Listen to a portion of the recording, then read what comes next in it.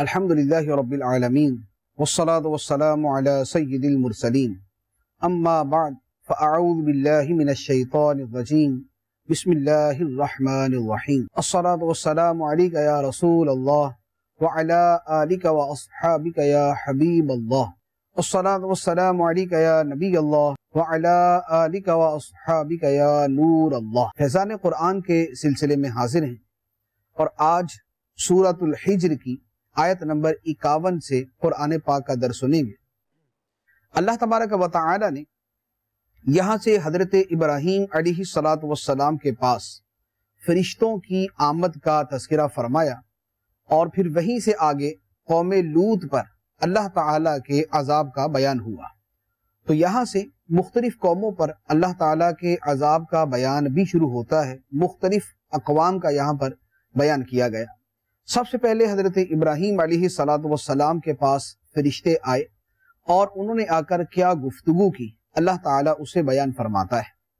ارشاد فرمایا وَنَبِّئْهُمْ عَنْ ضَيْفِ إِبْرَاهِيمَ إِذْ دَخَلُوا عَلَيْهِ فَقَالُوا سَلَامًا قَالَ إِنَّا مِنْكُمْ وَجِلُونَ قَالُوا لَا تَوْجَلْ إِنَّا نُبَشِّرُكَ بِغُلَامٍ عَلِيمٍ، اور انہیں ابراہیم کے مہمانوں کا احوال سناؤ۔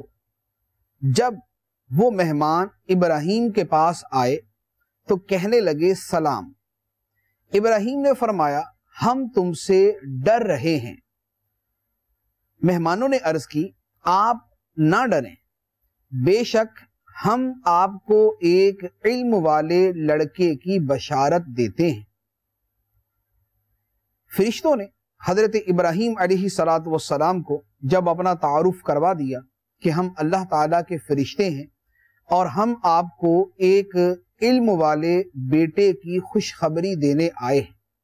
ابراہیم علیہ السلام کی عمر مبارک چونکہ بہت زیادہ تھی، 100 سال کے قریب تھی، اور اس عمر کے اندر آدمی کے ہیں عام طور پر بیٹے کی ولادت یا اولاد پیدا نہیں ہوتی، اس لیے حضرت ابراہیم علیہ السلام نے اس امر پر تعجب کا اظہار فرمایا۔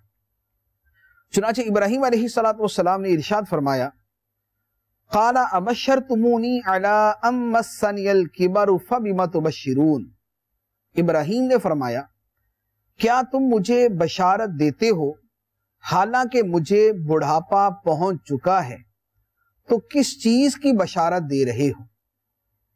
فرشتوں نے عرض کی ہم نے آپ کو سچی بشارت دی ہے، آپ نا امید نہ ہوں۔ یعنی فرشتوں نے عرض کیا کہ اے ابراہیم علیہ السلام، ہم آپ کو یہ سچی بشارت دے رہے ہیں کہ اللہ تعالیٰ آپ کو بیٹا عطا فرمائے گا، اور آپ اللہ تعالیٰ کی رحمت سے نا امید مت ہوں۔ تو ابراہیم علیہ السلام تو اللہ تعالیٰ کے نبی ہیں، وہ اللہ کی رحمت سے کیسے نا امید ہو سکتے تھے؟ تو انہوں نے آگے سے فوراً جواب دیا قال وَمَن يَقْنَطُ مِن رَحْمَةِ رَبِّهِ إِلَّا الضَّالُّونَ، ابراہیم نے فرمایا کہ گمراہوں کے سوا اپنے رب کی رحمت سے کون نا امید ہوتا ہے؟ یعنی آپ نے فرمایا کہ اللہ کی رحمت سے نا امید ہونا تو گمراہوں کا کام ہے، اور میں تو اللہ کا نبی ہوں، تو میں اللہ کی رحمت سے کیسے نا امید ہو سکتا ہوں؟ اصل میں یہ معاملہ تعجب انگیز ہے کہ اتنی عمر کے اندر اللہ تعالیٰ بیٹا عطا فرمائے، عام طور پہ اسباب عادیہ میں ایسا ہوتا نہیں، تو اس پر آپ نے تعجب کا اظہار فرمایا۔ قدرت الہی پر کوئی تعجب نہیں، وہ تو قطعی طور پہ معلوم ہے کہ اللہ تعالیٰ کتنی قدرت والا ہے، وہ چاہے تو بغیر باپ کے بیٹا عطا فرما دے، وہ چاہے تو ماں باپ کے بغیر بندے کو پیدا فرما دے، جیسے آدم علیہ السلام کو پیدا فرمایا۔ اس کے بعد حضرت ابراہیم علیہ السلام نے فرشتوں سے ان کے آنے کا بطور خاص مقصد پوچھا، یعنی آپ نے اپنی نور فراست سے جان لیا کہ فرشتوں کے آنے کا کچھ اور مقصد بھی ہے۔ چنانچہ انہوں نے سوال کیا، فرمایا اے فرشتوں پھر تمہارا کام کیا ہے؟ قال فما خطبکم ایھا المرسلون، فرمایا اے فرشتوں پھر تمہارا خاص کام کیا ہے، یعنی کیا کام کرنے آئے ہو؟ فرشتوں نے عرض کی ہم ایک مجرم قوم کی طرف بھیجے گئے ہیں، سوائے لوط کے گھر والوں کے، کہ ہم ان سب کو بچا لیں گے۔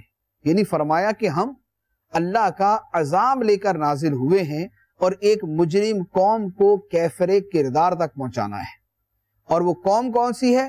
حضرت لوط علیہ السلام کی قوم، تو قوم کو ہم تباہ و برباد کر دیں گے سوائے حضرت لوط علیہ السلام اور ان کے گھر والوں کے، یعنی حضرت لوط علیہ السلام اور ان کے گھر والے یہ اللہ تعالیٰ کے عذاب سے محفوظ رہیں گے اور بقیہ قوم کو تباہ کر دیا جائے گا۔ ہاں، لوط علیہ السلام کے گھر میں سے بھی جو حضرت لوط علیہ السلام کی بیوی ہے وہ عذاب الہی کا شکار ہوگی۔ چنانچہ فرمایا إِلَّا امْرَأَتَهُ قَدَّرْنَا إِنَّهَا لَمِنَ الْغَابِرِينَ، مگر اس کی بیوی کو ہم ٹھہرا چکے کہ وہ پیچھے رہ جانے والوں میں سے ہے، یعنی ان پر اللہ کا عذاب آئے گا۔ فرشتوں نے ابراہیم علیہ السلام کو یہ سارا واقعہ سنا دیا کہ ہم کس کام کے لیے آئے ہیں۔ اب اس کے بعد فرشتے حضرت لوط علیہ السلام کی خدمت میں پہنچ گئے، لیکن لوط علیہ السلام کے پاس جو وہ آئے تو وہ اپنے فرشتوں والی حیت کے اندر نہیں آئے، یعنی اپنے نورانی وجود میں نہیں آئے بلکہ انسانی وجود میں آئے، انسانوں کی شکل میں، اور وہ بھی خوبصورت لڑکوں کی شکل میں حضرت لوط علیہ السلام کے گھر پر آئے۔ اللہ تعالیٰ اس کو بیان فرماتا ہے، فرمایا فَلَمَّا جَاءَ آلَ لُوطٍ الْمُرْسَلُونَ، تو جب لوط کے گھر والوں کے پاس فرشتے آئے، قَالَ إِنَّكُمْ قَوْمٌ مُنْكَرُونَ، تو لوط نے فرمایا تم اجنبی لوگ ہو۔ لوط علیہ السلام نے ان کو پہچانا نہیں، فرمایا تم تو اجنبی لوگ ہو، کسی اور علاقے سے آئے ہوئے لگ رہے ہو۔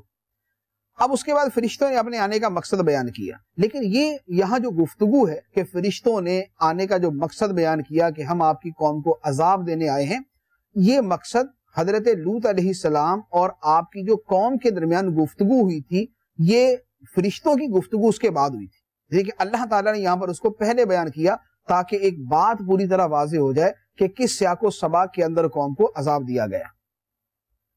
فرشتوں نے عرض کی بلکہ ہم تو آپ کے پاس وہ عذاب لائے ہیں جس میں یہ لوگ شک کرتے تھے۔ اے لوط علیہ السلام، آپ کی قوم کے لوگ جس عذاب الہی میں شک کرتے تھے ہم وہ عذاب ان کے پاس لے کر آئے ہیں، اور کہا وَأَتَيْنَاكَ بِالْحَقِّ وَإِنَّا لَصَادِقُونَ، اور ہم آپ کے پاس حق کے ساتھ آئے ہیں اور بے شک ہم سچے ہیں۔ حق کے ساتھ آئے ہیں یعنی عذاب کے قطعی فیصلے کے ساتھ آئے۔ اب اس کے بعد فرشتوں نے عرض کی فَأَسْرِ بِأَهْلِكَ بِقِطْعٍ مِّنَ اللَّيْلِ وَاتَّبِعْ أَدْبَارَهُمْ وَلَا يَلْتَفِتْ مِنْكُمْ أَحَدٌ وَامْضُوا حَيْثُ تُؤْمَرُونَ وَقَضَيْنَا إِلَيْهِ ذَلِكَ الْأَمْرَ أَنَّ دَابِرَ هَؤُلَاءِ مَقْطُوعٌ مُصْبِحِينَ، تو آپ رات کے کسی حصے میں اپنے گھر والوں کو لے چلے اور آپ خود ان کے پیچھے پیچھے چلے، اور تم لوگوں میں سے کوئی مڑ کر نہ دیکھے اور سیدھے چلتے رہو جہاں کا تمہیں حکم دیا جا رہا ہے۔ اور ہم نے اسے اس حکم کا فیصلہ سنا دیا کہ صبح کے وقت ان کافروں کی جڑ کٹ جائے گی۔ یہ فرشتوں نے لوط علیہ السلام سے عرض کیا کہ آپ رات کے وقت اپنے گھر والوں کو لے کر بستی سے نکل پڑیں، اور اپنے گھر والوں کو اپنے آگے آگے رکھیے گا، یعنی جو ایمان والے ہیں اور جو اہل خانہ میں سے ایمان والے ہیں ان کو آپ آگے آگے رکھیے گا اور خود ان کے پیچھے پیچھے چلیے گا، اور کوئی بھی شخص مڑ کر نہ دیکھے کہ پیچھے کیا ہو رہا ہے، کیونکہ پیچھے اللہ کا عذاب آنا ہے۔ تو فرمایا کہ پیچھے مڑ کر کوئی نہ دیکھے، سیدھے چلتے رہو جیسا تمہیں حکم دیا جا رہا ہے۔ تو اب فیصلہ سنا دیا کہ صبح کے وقت کافروں کی جڑ کٹ جائے گی۔ یہ گفتگو جو ہے یہ قوم کے لوط علیہ السلام کے پاس آ کر بدتمیزی کرنے کے بعد کی ہے، لیکن اللہ تعالیٰ نے پہلے بیان فرمایا۔ اب جو قوم نے آ کر کیا تھا جس کے بعد فرشتوں نے بتایا تھا کہ ہم عذاب کے لیے آئے، وہ کیا تھا؟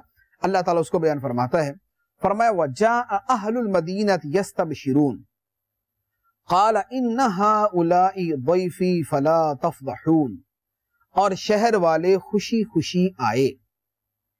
حضرت لوط نے فرمایا یہ میرے مہمان ہیں تو تم مجھے شرمندہ نہ کرو اور اللہ سے ڈرو اور مجھے رسوا نہ کرو۔ حضرت لوط علیہ السلام کی قوم پر جو اللہ تعالیٰ کا عذاب آیا تھا اس کے جو بڑے بڑے اسباب تھے ان میں دو مرکزی اسباب تھے، ایک تو ان کا کفر و شرک تھا اور دوسرا ان کا مردوں کے ساتھ بدفعلی کرنا تھا، اور یہ وہ خبیث کام تھا کہ دنیا میں جو سب سے پہلے اسی قوم نے شروع کیا اور اس کی وجہ سے وہ عذاب الہی کا شکار ہوئی۔ تو لوط علیہ السلام کے پاس جو فرشتے حاضر ہوئے تھے وہ فرشتے بڑے خوبصورت لڑکوں کی شکل میں تھے، تو قوم اپنی خباثت طبعی کے ساتھ لوط علیہ السلام کے پاس آ گئی کہ یہ لڑکے ہمارے حوالے کریں اور معاذ اللہ ہم ان کے ساتھ برا معاملہ کریں۔ اس پر لوط علیہ السلام نے اپنی قوم سے فرمایا تھا کہ یہ میرے مہمان ہیں تو تم مجھے شرمندہ نہ کرو، کہ میرے مہمانوں کے ساتھ یہ سلوک کرو گے تو یہ میرے لیے باعث شرمندگی ہوگا۔ تو فرمایا اور اللہ سے ڈرو اور مجھے رسوا نہ کرو۔ لیکن قوم کے سر پر چونکہ شیطانیت سوار تھی تو انہوں نے جواب دیا، قالوا اولم ننہک عن العالمین، انہوں نے کہا کیا ہم نے تمہیں جہان والوں سے منع نہ کیا تھا؟ یعنی قوم نے کہا کہ اے لوط ہم نے تمہیں منع کیا تھا کہ جہان والوں کے معاملات میں ہم جو بھی کریں آپ ہمیں اسے منع نہیں کریں گے، لیکن اس کے باوجود آپ منع کر رہے ہیں۔ تو یہ قوم کی طرف سے ایک جاہلانہ جواب تھا۔ لوط علیہ السلام نے بڑے پیارے انداز کے اندر ان کو سمجھایا، فرمایا قال ہؤلاء بناتی ان کنتم فاعلین، فرمایا کہ یہ قوم کی عورتیں میری بیٹیاں ہیں اگر تمہیں کرنا ہے۔ یعنی فرمایا کہ یہ جو قوم کی عورتیں ہیں، میں قوم کا نبی ہوں، بزرگ ہوں، تو یہ قوم کی عورتیں میری بیٹیاں ہیں جو بیویوں کی صورت میں تمہارے گھروں میں موجود ہیں، تو اگر تمہیں اپنی خواہش کو پورا کرنا ہے تو جو حلال ذریعہ ہے اسے اختیار کرو، حرام کے اندر جا کے کیوں پڑتے ہو؟ لیکن قوم چونکہ اپنی شیطانیت، اپنے نشے اور اپنی خواہش نفسانی کے اندر ڈوبی ہوئی تھی، انہوں نے آپ کی بات ماننے سے انکار کر دیا اور وہ ان فرشتوں کی طرف یعنی خوبصورت لڑکوں کی طرف بڑھے۔ اللہ تعالیٰ ارشاد فرماتا ہے لعمرک انہم لفی سکرتہم یعمہون، اے محبوب تمہاری جان کی قسم بے شک وہ کافر یقیناً اپنے نشہ میں بھٹک رہے تھے۔ نبی کریم علیہ السلام کی عظمت و شان کا بیان بھی ہوا کہ اے محبوب تمہاری جان کی قسم وہ کافر اپنے نشے میں بھٹک رہے تھے کہ ان کو کچھ اور سجھائی نہیں دے رہا تھا۔ تو اب اس کا انجام کیا ہوا؟ فرمایا فَأَخَذَتْهُمُ الصَّيْحَةُ مُشْرِقِينَ، تو دن نکلتے ہی انہیں زوردار چیخ نے آ پکڑا۔ فَجَعَلْنَا عَالِيَهَا سَافِلَهَا وَأَمْطَرْنَا عَلَيْهِمْ حِجَارَةً مِّن سِجِّيلٍ، تو ہم نے اس بستی کا اوپر کا حصہ اس کے نیچے کا حصہ کر دیا اور ان پر کنکر کے پتھر برسائے۔ بے شک اس میں غور کر کے عبرت حاصل کرنے والوں کے لیے نشانیاں ہیں، اور بے شک وہ بستیاں اس راستے پر ہیں جو راستہ اب تک قائم ہے، بے شک اس میں ایمان والوں کے لیے نشانیاں ہیں۔ یعنی یہاں بیان فرمایا گیا کہ قوم لوط پر جو عذاب آیا تھا وہ عذاب ایک تو زوردار چیخ کی صورت میں تھا جو جبرائیل امین علیہ السلام کی آواز میں تھی، اور دوسرا یہ ہوا کہ اس بستی کو بلند کر کے الٹا دیا گیا۔ بلندی پر فرشتے اس بستی کو لے کر گئے اور اس بستی کو اوپر سے الٹا دیا اور اوپر سے ان کے اوپر پتھر جو ہے وہ برسائے گئے، یعنی زوردار چیخ کی آواز بھی آئی، بستی کو اوپر اٹھا کر پلٹا دیا گیا، اور تیسرے نمبر پر ان کے اوپر پتھر برسا کے ان کو تباہ و برباد کر دیا گیا۔ اور اللہ تعالیٰ فرماتا ہے کہ جس بستی کے ساتھ یہ سلوک ہوا یہ بستی ابھی بھی موجود ہے۔ چنانچہ مکہ مکرمہ سے یا عرب شریف سے ملک شام کی طرف جاتے ہوئے راستے کے اوپر یہ بستی موجود ہے جس پر اللہ تعالیٰ کا عذاب اس انداز میں نازل ہوا تھا۔ اس کے بعد اللہ تعالیٰ نے قوم شعیب کا واقعہ بیان فرمایا۔ اللہ تعالیٰ ارشاد فرماتا ہے وَإِن كَانَ أَصْحَابُ الْأَيْكَةِ لَظَالِمِينَ، اور بے شک کثیر درختوں والی جگہ کے رہنے والے ضرور ظالم تھے۔ کثیر درختوں والی جگہ کے رہنے والے کون؟ حضرت شعیب علیہ السلام کی قوم۔ یہ ایک گھنے جنگلات والے علاقے کے اندر رہتی تھی، تو وہ ظالم تھے۔ تو کیا ہوا؟ اللہ تعالیٰ فرماتا ہے فَانْتَقَمْنَا مِنْهُمْ وَإِنَّهُمَا لَبِإِمَامٍ مُبِينٍ، تو ہم نے ان سے انتقام لیا اور بے شک وہ دونوں بستیاں صاف راستے پر ہیں۔ دونوں بستیاں، ایک قوم لوط کی بستی اور ایک قوم شعیب کی بستی، یہ بالکل مین یعنی راستوں کے اوپر آتی ہے۔ تو فرمایا کہ ان سے ہم نے انتقام لیا اور یہ دونوں بستیاں صاف راستے پر موجود ہیں۔ اس کے بعد قوم ثمود کا واقعہ ہے، جسے قوم ثمود بھی کہتے ہیں، قوم صالح بھی کہا جاتا ہے اور اصحاب حجر بھی کہا جاتا ہے، اور یہ بستی آج بھی عرب شریف کے اندر یہ موجود ہے۔ مدائن صالح کے نام سے وہ علاقہ ہے، اور وہاں پر یہ بستی آج بھی موجود ہے، اور اس بستی کے مکانات جو پہاڑوں کے اندر یہ کھود کر کرید کر بناتے تھے، وہ مکانات بھی آج تک موجود ہیں۔ یہ مکانات اور یہ علاقہ میں نے بذات خود دیکھا ہے، اور وہ پورا ایریا جہاں حضرت صالح علیہ السلام تھے، جہاں پر آپ کی قوم تھی، جہاں وہ کنواں تھا جس کنویں کے پانی کے اوپر جو ہے وہ قوم نے فساد برپا کیا تھا، یہ سارے کا سارا جو ہے وہاں پر موجود ہے، اور یہ اپنی آنکھوں سے مشاہدہ کیا ہوا ہے، ابھی بھی لوگ جا کے اس علاقے کو دیکھتے ہیں۔ ارشاد فرمایا وَلَقَدْ كَذَّبَ أَصْحَابُ الْحِجْرِ الْمُرْسَلِينَ، اور بے شک حجر نام کی جگہ والوں نے رسولوں کو جھٹلایا، یعنی قوم ثمود نے رسولوں کو جھٹلایا۔ فرمایا اور ہم نے انہیں اپنی نشانیاں دیں تو وہ ان سے منہ پھیرے رہے۔ قوم ثمود کو نشانیاں دی گئیں، کون سی نشانیاں؟ ایک نشانی حضرت صالح علیہ السلام کی اونٹنی تھی جو ان کے مطالبے کے اوپر پہاڑ سے نکلی تھی۔ قوم ثمود نے مطالبہ کیا تھا کہ اے صالح، ہم آپ کو تب اللہ کا نبی رسول مانیں گے جب آپ کو نشانی دکھائیں، اور نشانی یہ ہے کہ پہاڑ پھٹے، اس میں سے ایک اونٹنی باہر نکلے، اور وہ اونٹنی جو ہے وہ حاملہ ہو، اس کے بچہ پیدا ہو۔ تو حضرت صالح علیہ السلام نے اللہ کی بارگاہ میں عرض کیا، اور یہ معجزہ ان کے سامنے ان کے مطالبے کے مطابق ظاہر ہو گیا۔ اللہ تعالیٰ قوم کے بارے میں فرماتا ہے کہ قوم اتنی مضبوط تھی، وَكَانُوا يَنْحِتُونَ مِنَ الْجِبَالِ بُيُوتًا آمِنِينَ، اور وہ بے خوف ہو کر پہاڑوں میں تراش تراش کر گھر بناتے تھے، تو انہیں صبح ہوتے زوردار چیخ نے پکڑ لیا تو ان کی کمائی کچھ ان کے کام نہ آئی۔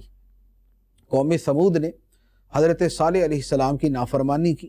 صالح علیہ السلام نے منع کیا تھا کہ اونٹنی کو کچھ نہ کہا جائے، لیکن قوم کے لوگوں نے مل کر اونٹنی کو ذبح کر دیا۔ اونٹنی اللہ کی نشانی تھی، جب اسے ذبح کیا تو اللہ کا عذاب آیا، اللہ کا عذاب آیا، اور وہ ایک چیخ کی صورت میں تھا، زوردار چیخ کی صورت میں، اور یہ قوم تباہ و برباد ہو گئی۔ تو اللہ تعالیٰ فرماتا ہے کہ ان کی کمائیاں، ان کی مہارتیں، یہ پہاڑوں کو تراش کے بنا لینا، یہ بڑی قوت طاقت، یہ کسی کام نہ آئی۔ اللہ کا عذاب آیا تو سب ختم ہو گیا، سب برباد ہو گیا۔ اب اللہ تعالیٰ ارشاد فرماتا ہے وَمَا خَلَقْنَا السَّمَاوَاتِ وَالْأَرْضَ وَمَا بَيْنَهُمَا إِلَّا بِالْحَقِّ، اور ہم نے آسمان اور زمین اور جو کچھ ان کے درمیان ہے سب حق کے ساتھ بنایا۔ حق کے ساتھ بنایا، با مقصد بنایا، حکمت سے بھرپور بنایا۔ آسمان و زمین با مقصد پیدا کیے گئے، ان میں اللہ تعالیٰ کی نشانیاں ہیں جو خدا کی معرفت دلاتی ہیں، خدا کی قدرت پر یقین دلاتی ہیں، خدا پر ایمان لانے کی طرف لے کے جاتی ہیں۔ تو فرمایا کہ آسمان و زمین اور اس کے درمیان جو ہے وہ ہم نے با مقصد اور حکمت سے بھرپور بنایا، اور فرمایا بے شک قیامت آنے والی ہے تو تم اچھی طرح درگزر کرو، یعنی نبی کریم علیہ السلام سے فرمایا کہ قیامت آنے والی ہے، آپ ان کافروں سے درگزر کریں، تبلیغ کریں، اور پھر انہیں ان کے حال پہ چھوڑ دیں۔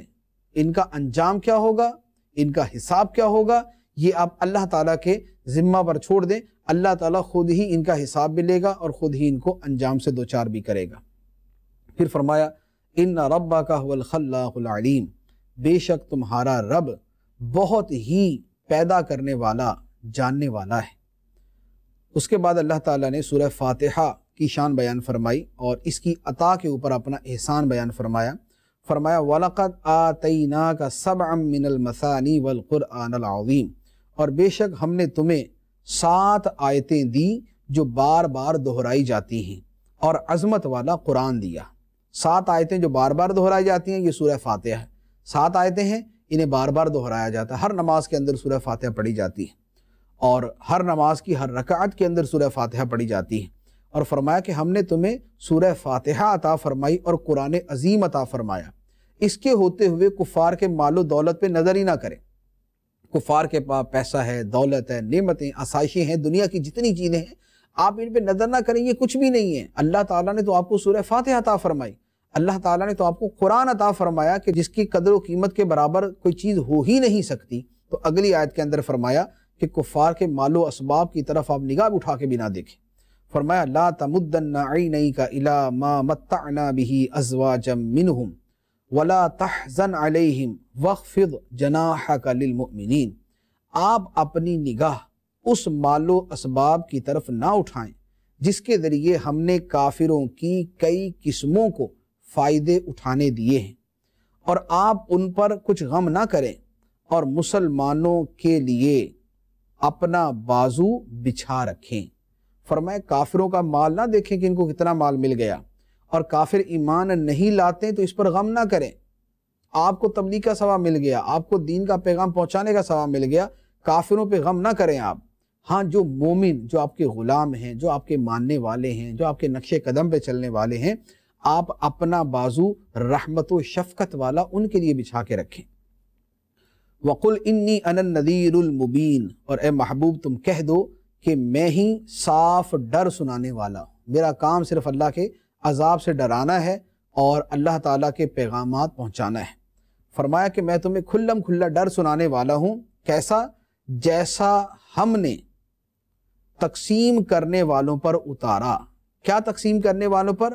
تورات اور انجیل جو اللہ تعالیٰ نے کتابیں نازل فرمائی، انہیں یہود و نصارہ نے تقسیم کر دیا۔ جو ان کے نفس کے موافق لگا اسے مان لیا، جو نفسانی خواہشات کے خلاف لگا اسے چھوڑ دیا۔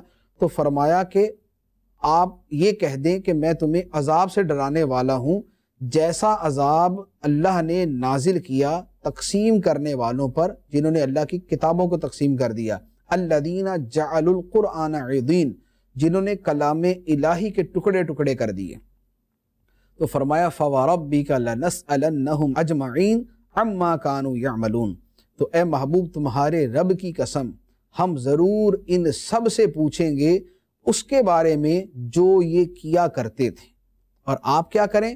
فرمایا پس وہ بات اعلانیہ کہہ دو جس کا آپ کو حکم دیا جا رہا ہے، اور مشرکوں سے منہ پھیر لو، ان کی پرواہ نہ کرو، آپ اپنا کام کریں، آپ اللہ کی توحید کا پیغام دیں، مشرکوں کی پرواہ نہ کریں کہ یہ مانتے نہیں ہیں اور یہ جو ہے وہ عمل نہیں کرتے، اس کی پرواہ نہ کریں، اور یہ آپ کا مذاق اڑاتے ہیں۔ فرمایا اِنَّا كَفَيْنَاكَ الْمُسْتَهْزِئِينَ، بے شک ان ہنسنے والوں کے مقابلے میں ہم تمہیں کافی ہوں گے۔ یہ جو تمہارا مذاق اڑاتے ہیں ان کے مقابلے میں ہم تمہیں کفایت کریں گے۔ الذین یجعلون مع اللہ الہا آخر فسوف یعلمون، یہ استہزاء کرنے والے، مذاق اڑانے والے وہ لوگ جو اللہ کے ساتھ دوسرا معبود ٹھہراتے ہیں، تو ان قریب جان جائیں گے۔ کیا جان جائیں گے؟ اپنے انجام کو جان جائیں گے۔ اور فرمایا وَلَقَدْ نَعْلَمُ أَنَّكَ يَضِيقُ صَدْرُكَ بِمَا يَقُولُونَ، اور اے محبوب بے شک ہمیں معلوم ہے کہ ان کافروں کی باتوں سے آپ کا دل تنگ ہوتا ہے۔ فَسَبِّحْ بِحَمْدِ رَبِّكَ وَكُن مِّنَ السَّاجِدِينَ، تو اپنے رب کی حمد کے ساتھ اس کی پاکی بیان کرو اور سجدہ کرنے والوں میں سے ہو جاؤ، اور اپنے رب کی عبادت کرتے رہو حتیٰ کہ تمہیں یقینی موت آ جائے۔ نبی کریم صلی اللہ علیہ وسلم کو فرمایا کہ ہمیں معلوم ہے کہ کافر جو آپ کے بارے میں باتیں کرتے ہیں اس سے آپ کو تکلیف ہوتی ہے، آپ ان کی تکلیف کی پرواہ نہ کریں، آپ کو ہم نسخہ عطا کرتے ہیں کہ اپنے رب کی حمد بیان کریں، تسبیح کریں، سجدہ کریں، عبادت کریں، آخری دم تک، دنیا میں رہنے کے آخری دم تک آپ اسی میں مشغول رہیں۔ اس سے آپ کے دل کو تسلی بھی ہوگی اور آپ کو ہمارا مزید قرب بھی عطا ہوگا۔ تو اس سے یہ بھی پتہ چلا کہ اگر دل تنگ ہوتا ہو، دکھ ہو، تکلیف ہو، کسی وجہ سے آدمی پریشان ہو، تو اللہ تعالیٰ کی تسبیح اور تحمید کے اندر مشغول ہو جائے اور سجدہ کرے اور عبادت میں لگ جائے، تو اس کے دل کو تسکین مل جاتی ہے۔ اللہ تعالیٰ ہمیں بھی یہ تسکین عطا فرمائے۔